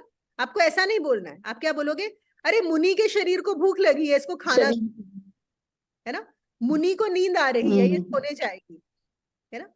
कोई भी चीज, मुनि को ये बुरा लग रहा है, मुनि को ये अच्छा लग रहा है, या मुनि के मन को ये बुरा लग रहा है, मुनि के मन को ये अच्छा लग रहा है, थर्ड पर्सन में बोलना We शुरू did कर। this exercise for a week. Yes, We but did week this is not exercise enough for actually, a it is not enough. week. अगर सीरियस हो तो ये lifetime And exercise. after a week, my daughter told me, "You are bragging about yourself too much." She told me, "Mom, stop bragging about yourself, Swati, Swati, Swati." So finally, after a week or 10 days, I think वो मेरे से स्वाति भी निकल गया. हाँ, तो your daughter took over the practice, हाँ। Yeah, she used to tell me, "Why you are bragging about yourself so much?" So again, see what the other person is saying became more important than what you wanted to do, isn't it? Yeah, yeah. वही है ना, हम लोग बहुत ज्यादा influence होते हैं दूसरों से, और यही हमारे बंधन का कारण है, और कुछ नहीं है। और क्या है, अच्छा ठीक है, दूसरों के सामने मत करो, दूसरों को मत बोलो, खुद को ही बोलो चुपचाप से। हम मन में ही कितनी बार अपने को बोलते हैं, अरे मैंने ये सोचा, मुझे ये लग रहा है, मुझे वो हो रहा है। कम से कम उसमें तो बोल सकते हो, है ना, कि मैं हटा दो वहां से। चलिए चलिए अगला श्लोक ले लेते हैं। एक ही हाँ बोलिए मीनाक्षी। मैं ये कह रही थी कि कितनी बार विक्रम बेताल की कहानी पढ़ी है, पर किस एंगल से, इस पर्सपेक्टिव नहीं देखा। आपने बहुत अच्छा एग्जांपल दिया, ना समझ आएगा दोबारा पढ़ेंगे। बिल्कुल बिल्कुल, सिर्फ एंजॉयमेंट के लिए देख। हाँ, तो यही तो ब्यूटी होती है ना, देखो कि एक्चुअली हम लोग पहले एंजॉयमेंट में ही देखते थे, कहानी सुनने के लिए देखते थे पहले हम लोग। हाँ, वही हाँ, होता है। उसका जो एग्जाम्पल अच्छा। हाँ, तो वो कहानी इसीलिए बनाई गई है, देखो वो पता नहीं वो कहानी सच है कि नहीं है, ज्ञान देने के लिए उसको एक कहानी फॉर्म दे दी जाती है ना, ताकि वो अच्छे से समझ में आ जाए। लेकिन हमारे साथ हुआ क्या है, over a period of time कहानियां रह गई उसके अंदर। ये पता कैसा हुआ, आपने किसी को गोली देनी थी, आपने उसके ऊपर मीठी कवरिंग लगाई, है ना, और आपने बच्चों को दे दिया। बच्चे क्या करते हैं, ऊपर ऊपर का चूस के अंदर का फेंक देते हैं, है ना, फिर क्या फायदा होगा। हम लोग वही थे। हाँ, ये सभी ऐसे ही होते हैं, बिल्कुल। मैंने भी अपने गुरु से सब सीखा है, उन्होंने जब ये बताया तब समझ में आया कि हाँ इसका तो ये मतलब है ना। चलिए एक श्लोक और कर लेते हैं। अच्छा, ये जो दूसरा श्लोक है वही जो आज स्वाति का प्रश्न था, यहाँ पर क्या बोल रहे हैं, 8th श्लोक, अब हम 8वें श्लोक पर हैं कि तुम करता नहीं हो, तुम कर्ता नहीं हो, लेकिन तुमने अपने आप को कर्ता मान लिया है। तो एक जो सांप है, उन्होंने बोला एक सांप ने तुम्हें डस लिया है। कौन से सांप ने? कर्ता रूपी सांप ने। एक ऐसे सांप ने तुम्हें डस लिया है जिससे तुम्हें लग रहा है कि तुम कर्ता हो, तुम करने वाले हो, और उसका विष तुम्हारे अंदर पूरा फैल गया है, और यही तुम्हारे बंधन का कारण है। तो अगर कर्ता रूपी विष सांप ने तुम्हें डस लिया है, तो उसका जो हम बोलते हैं ना एंटीथीसिस क्या होगा? उस विष को मारने का तरीका क्या है? उसकी दवाई क्या है? ये जानना कि मैं अकर्ता हूं, मैं करता हूं ही नहीं, है ना? तुम करता नहीं हो। अब यहाँ पे हम लोग भगवत गीता में भी ये पहले कर चुके हैं, और भी हम सेशंस में कर चुके हैं कि हम बोलते हैं कर्म, हमारे कर्मों से हम बंधे हुए हैं। नहीं, हम कर्मों से नहीं बंधते, हम कर्तापन से बंध जाते हैं। कर्म नहीं बांधते कि मैं करने वाला हूं, ये कर्तापन हमें बांध देता है, वही हमारे बंधन का कारण है। हम जो भी करते हैं उसके साथ क्या करते हैं? मैं लगा देते हैं कि ये मैंने किया। अब आप बोलोगे लेकिन हाँ मैं ही तो कर रहा हूं, है ना? मैंने खाना खाया, मैंने नौकरी की, मैंने पैसे कमाए, मैंने दूसरे के लिए इतना किया, मैंने जाके उनकी मदद की, मैंने इतने अच्छे कर्म किए, मैंने ये किया, मैंने वो किया। वो कौन कर रहा है? वो ये शरीर और मन कर रहे हैं, है ना? शरीर और मन करते हुए नजर आ रहे हैं। और शरीर और मन क्या है? वो प्रकृति का हिस्सा है। They are part of the nature, they are not you. हमें शुरू से अष्टावक्र यही तो बता रहे हैं कि तुम ये देह हो ही नहीं, देह से अपने आप को अलग मानो। कर्ता कौन है? कौन कर रहा है? प्रकृति कर रही है, जिस प्रकृति में ये शरीर भी एक हिस्सा है ना? अब देखो, अब छोटी छोटी चीजें, मैं वही वापस चीजें रिपीट करने वाली हूं, बहुत सारे लोगों के लिए ये रेपिटेशन होगा कि जब ये शरीर सांस ले रहा है, क्या आप सांस ले रहे हो? शरीर अपने आप सांस ले रहा है, आप नहीं ले रहे। अगर आपके हाथ में होता सांस लेना तो पक्का मर चुके होते, पक्का भूल गए होते कितनी बार कि सांस लेना तो भूल ही गए। अरे भूल गए तो मर गए। होता कि नहीं होता? हजार चीजें भूल जाते हो, सांस लेना भी पक्का भूल जाते। बोलते अरे रात में सो गए थे, नींद आ गई थी, सांस लेना तो भूल गए, मर गए, है ना? आप नहीं ले रहे, शरीर अपने आप सांस ले रहा है।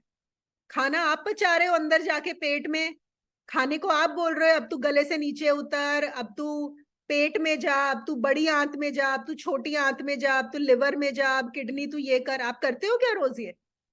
पता नहीं कितना अंट संट खाते हो, सब कुछ आपका शरीर पचाता रहता है, उसको करता है कि नहीं? बेचारा अपने आप कर रहा है। तो एक प्रक्रिया चल रही है, एक नेचुरल सिस्टम है।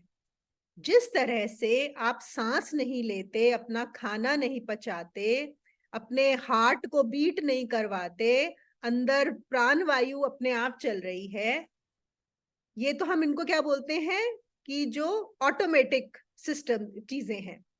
बिल्कुल उसी तरह अगर आपको भूख लगती है और आप जाके किचन में खाना बनाते हो और खाते हो, वो भी आप नहीं कर रहे। अब ये कई लोगों के लिए बहुत अलग चीज होगी, पर हाँ यही सच है कि वो खाना भी अपने आप हो रहा है। देखो, जब आपको भूख लगी, भूख भी क्या आपने लगवाई या शरीर को लगी भूख अपने आप? एक सिस्टम है ना, एक क्रिया है।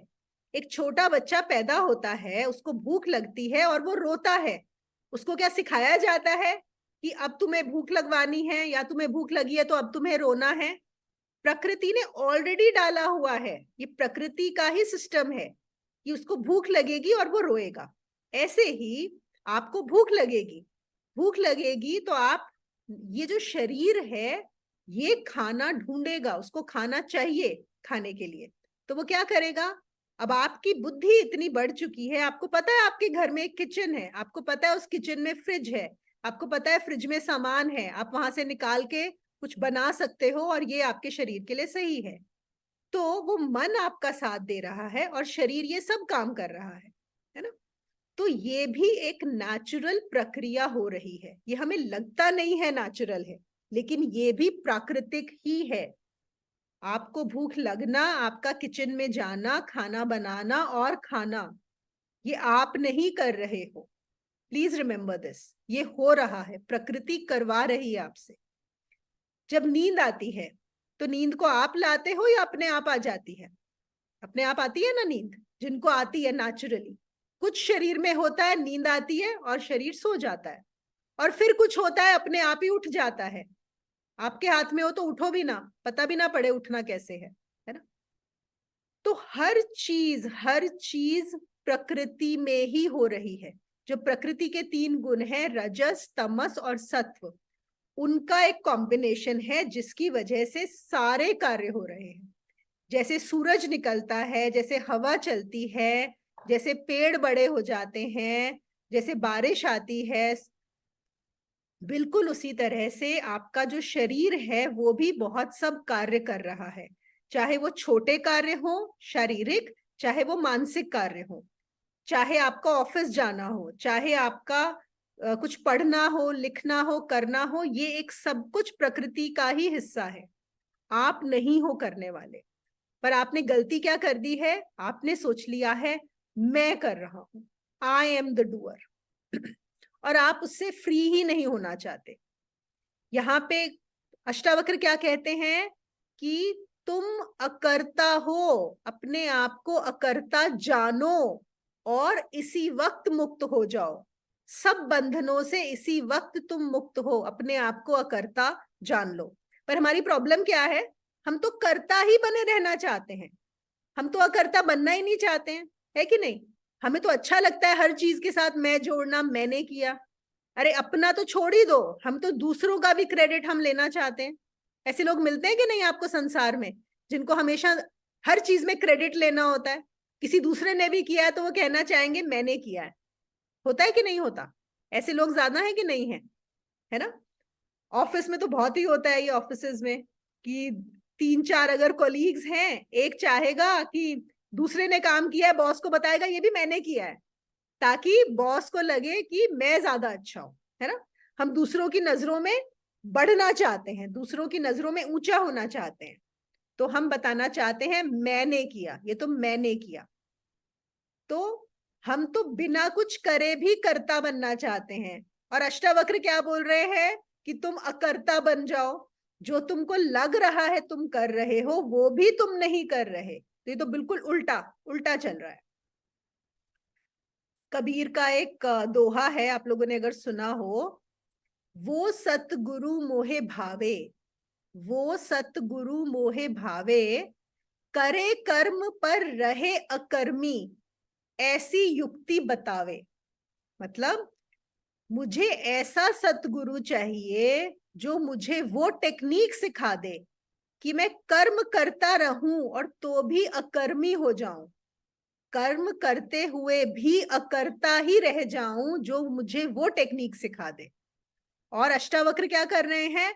वो ही टेक्निक बता रहे हैं, वही टेक्निक एग्जैक्टली इस श्लोक में बताई जा रही है कि तुम कर्ता हो ही नहीं, अपने आप को अकर्ता जानो और मुक्त हो जाओ। अभी फ्री हो जाओ, इसी वक्त फ्री हो जाओ, तुम नहीं हो करता।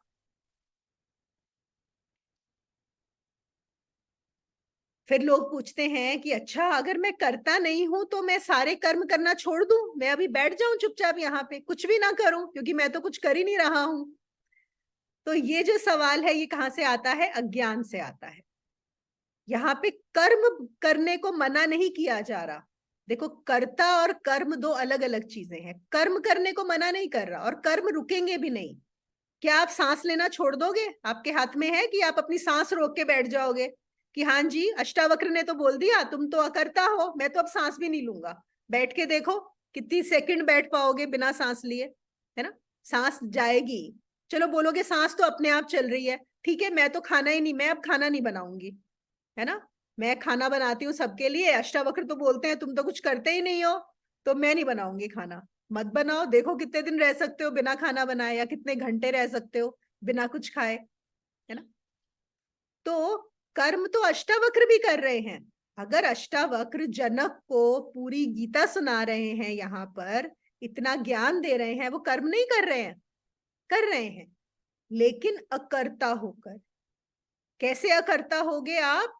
जब स्वयं को साक्षी मान लोगे, दृष्टा मान लोगे, जान लोगे कि मैं बस देखने वाला हूं, मैं करने वाला नहीं हूं। जो भी हो रहा है वो कौन कर रहा है? वो प्रकृति ही कर रही है, मैं नहीं कर रहा, मैं कुछ भी नहीं कर रहा है। हमारी लेकिन जो कंडीशनिंग है, हमारी जो पूरी हमें सिखाया गया है, वो क्या है? पूरा कि तुम करो और करो, अच्छे कर्म करो, ये करो, वो करो। तो होता क्या है, हमसे जो इंसान है जनरली अगर मैं देखें तो क्या होते हैं? कोई कुछ करना नहीं चाहता, लेजी होते हैं लोग। लेकिन दो चीजें उनको आगे भगाती हैं। एक होता है डर। डर की वजह से इंसान बहुत सारे कर्म करता है। ओके, कोई भी डर, ये भी डर। और कई बार आप जो नहीं करना चाहते वो आप इसलिए करते हो क्योंकि अगर नहीं करोगे तो नहीं करने में ज्यादा नुकसान है। जैसे मैं आपको एक एग्जांपल देती हूँ, स्पेशली जो सोसाइटी में ज्यादा रहते हैं। सपोज किसी के यहाँ किसी की डेथ हो गई, ठीक है, शायद आप नहीं जाना चाहते, लेकिन आप क्यों जाओगे अफसोस करने कि अगर नहीं गया तो वो सोचेंगे कि देखो ये तो आया ही नहीं, है ना, सोशल ऑब्लिगेशन। उसमें ज्यादा परेशानी है, इसलिए जाओ और हो आओ उनके घर। या किसी शादी में, पार्टी में किसी ने बुलाया है तो आप जाना नहीं चाहते, लेकिन क्यों जाओगे? कि अगर नहीं गए तो उसमें ज्यादा दुख है। समझ रहे हो कैसे आपको फियर मोटिवेट करता है एक एक्शन लेने के लिए? नॉट कि आप करना चाहते हो, आप करना नहीं चाहते उस चीज को, लेकिन आपको पता है कि नहीं करोगे तो ज्यादा दुख है। जैसे कि सपोज बहुत सारे लोग हैं जिनको अपनी जॉब बिल्कुल पसंद नहीं होती, बिल्कुल अच्छा नहीं लगता काम पे जाना, पर जाते हैं सुबह उठ के। क्यों जाते हैं? कि हाँ, अगर नहीं गए तो क्या होगा? सैलरी नहीं आएगी, सैलरी नहीं आएगी तो मैंने इतने सारे जो अपने खर्चे बांधे हुए हैं उनमें बहुत परेशानी हो जाएगी, है ना, मेरा घर कैसे चलेगा? तो वो ज्यादा बड़ा दुख है। क्योंकि वो ज्यादा बड़ा दुख है, अगर नहीं करा तो, इसलिए मैं वो कर रहा हूं जो मुझे नहीं पसंद तो भी मैं उसको करता हूं। समझ रहे हो? ये मैं आपको वर्ल्डली चीजें बता रही हूँ। और फिर क्योंकि मैं करना नहीं चाहता और मैं उसको करता हूं, तो मैं उस पे क्या ले आता हूं? कर्ता भाव। इट इज वेरी नेचुरल कि मुझे लगेगा मैं करने वाला हूं। मुझे अपने जॉब पे नहीं जाना था, लेकिन मैं जाता हूं रोज। मुझे अपने बॉस की शक्ल भी नहीं पसंद, पर मैं रोज अपने बॉस की शक्ल देखता हूं, उससे डांट खाता हूं, सहता हूं। तो कितनी मुश्किल से, सोचो, वो जो मैं पैसे कमा के ला रहा हूं, कितना समय लगता है उस पैसे को कमाने में, कितना कुछ मुझे झेलना पड़ता है। क्योंकि मुझे ये सब झेलना पड़ा और फिर वो पैसे आए, तो मैं चाहता हूं मेरी फैमिली मुझे रिकॉग्नाइज करे कि मैं ये पैसे कमा के लाया हूं। देख रहे हो आप कैसे साइकिल चल रहा है? क्यों? कुछ तो क्रेडिट चाहिए ना कि मैंने ये किया। तो हमारी जो ज्यादातर सोसाइटी में जो हमारा रीजन है कुछ भी करने का, वो क्या है? भय, फियर। और ये फियर ही इस्तेमाल करती है सोसाइटी सब कुछ कराने के लिए। अब देखो, हम छोटे बच्चों को भी फियर यूज करते हैं कि नहीं मदर्स? अरे चुपचाप सो जाओ नहीं तो शैतान आ जाएगा, है ना, अगर तुम खा लो नहीं तो वो आके तुम्हारा खाना ले जाएगा, है कि नहीं? हम बचपन से बच्चे के दिमाग में यही डालते हैं। कुछ भी हमें उनसे कराना हो, तुम ये करो नहीं तो ये होगा, ये करो नहीं तो वो हो जाएगा। तो क्या कर रहे हैं हम? फियर से ही करा रहे हैं ना काम।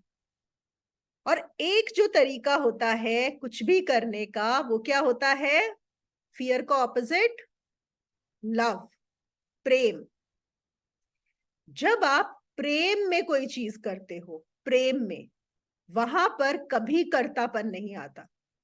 जब आप किसी को, जब अगर आप लोगों को ध्यान में होगा, जब यंग रहे होंगे, बॉयफ्रेंड गर्लफ्रेंड रहे होंगे, जब उनके लिए कुछ करते थे तो लगता था पता नहीं और कितना कर दें, जितना करो लगता है कम है, और पता नहीं क्या कर दें, है ना।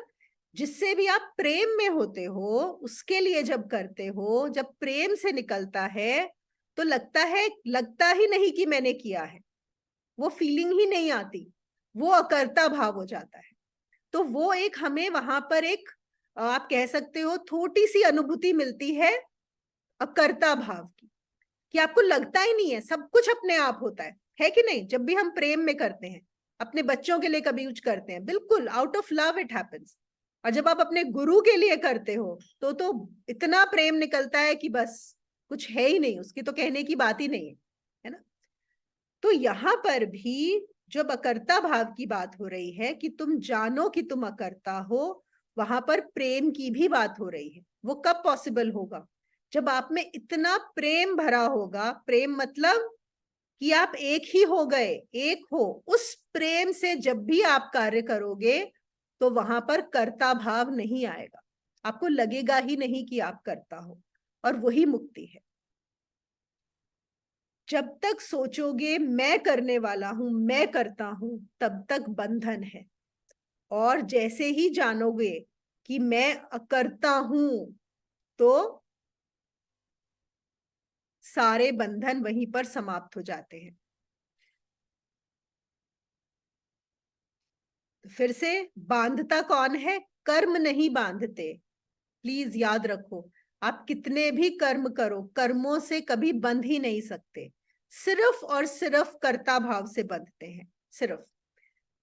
भगवत गीता में तो भगवान कृष्ण अर्जुन को बोलते हैं कि तू सोच रहा है कि तू इन सबको मारेगा, तू मारने वाला है ही कौन? मैं इन सबको पहले ही मार चुका हूं, है ना? मैं मार चुका हूं, ये पहले ही मर चुके हैं। सब करने वाला मैं हूं। मैं कौन? ईश्वर। ईश्वर ही सब कर रहा है, तुम कुछ नहीं कर सकते। ईश्वर मतलब पूरा विश्व, ये जो भी हमें नजर आता है, जो कुछ है, चाहे ये धरती, चाहे ये प्लैनेट्स, ये सोलर सिस्टम, गैलेक्सीज और इनफाइनाइट गैलेक्सीज हैं, सब कुछ मिला के एक ही है। जैसे ये शरीर है ना, दिस बॉडी, एक ही बॉडी है। अब ये उंगली, एक बात बताओ, क्या ये अकेली उंगली कुछ कर सकती है?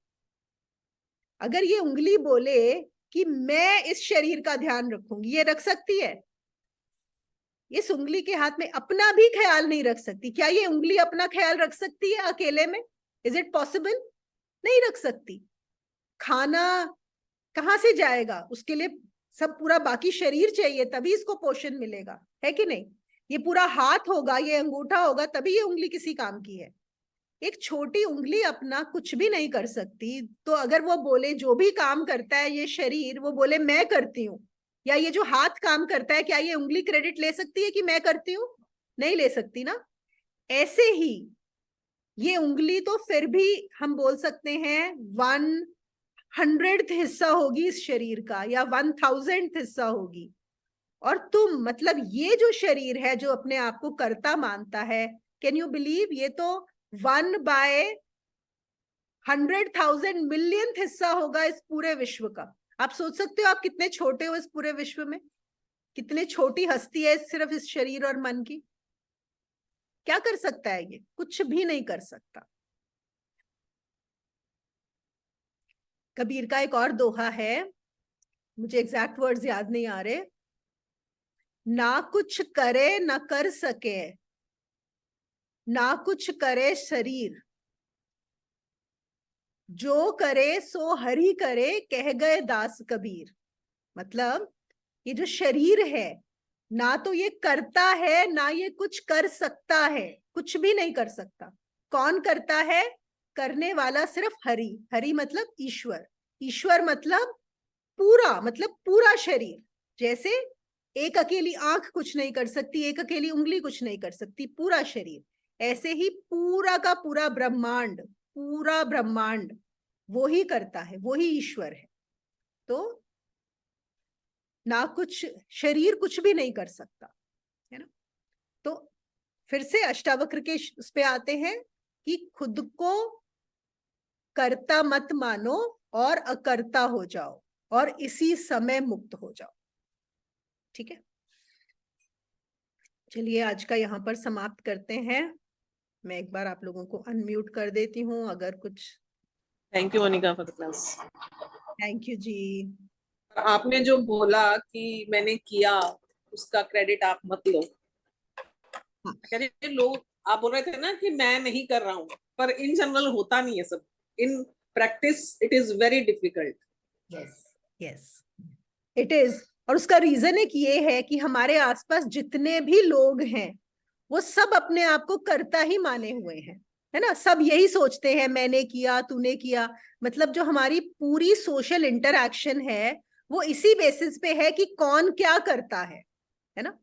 तो इसीलिए क्या होता है, जब भी आप देखोगे जो इन सूत्रों को सच में इनमें घुसना चाहता है, इनमें रहना चाहता है, तो हम बोलते हैं कि आपको कुछ समय के लिए जो इस तरह की सोशल इंटरैक्शंस हैं इनको मिनिमाइज कर देना चाहिए। अगर पूरा समाप्त नहीं कर सकते, मिनिमाइज करो। इसको पता है आपको, कुछ गुरुओं ने कैसा बोला है, वो कहते हैं देखो जब आप बहुत बीमार होते हो तो आप हॉस्पिटल में एडमिट होता है ना, क्योंकि घर में आपका ध्यान नहीं रखा जा सकता। और अगर और भी ज्यादा बीमार हो तो क्या करते हैं, आपको आईसीयू में डाल देते हैं, है ना। और वहां पे आप किसी और से नहीं मिल सकते हो, डॉक्टर ही आपको आके देखेगा। लोग आपके घर वाले में भी 2-5 मिनट के लिए आ जाएंगे पर आप आईसीयू में रहोगे, है ना। ये तो होता है जब शरीर बीमार हो। और अभी क्या प्रॉब्लम है जो सब लोग रियलाइज नहीं करते, शरीर का तो पता लग जाता है बीमार है, जो मन तुम्हारा इतना बुरी तरह बीमार है, जो अपने आप को कर्ता मान के बैठा हुआ है, आप सोच सकते हो कितनी देर आईसीयू की जरूरत है उसको। गेस करो।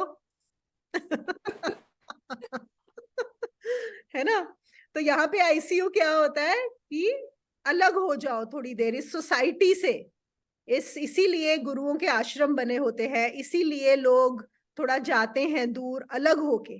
और फिर जब उस चीज को समझ जाए, जब उनके अंदर वो चीज ठीक हो जाए, जैसे जब आपकी हेल्थ ठीक हो जाती है फिर आप वापस घर आ जाते हो, फिर आप वापस आ जाइए। मुझे पता है सबके लिए पॉसिबल नहीं है, लेकिन हम जितना कर सके कम से कम सोशल इंटरैक्शन, क्योंकि वो आपको फिर से अज्ञान में ही धकेलेगी, वो बार बार आपको कर्ता बनाएगी। आपके आसपास के लोग आपको बार बार कर्ता बनाएंगे, है ना।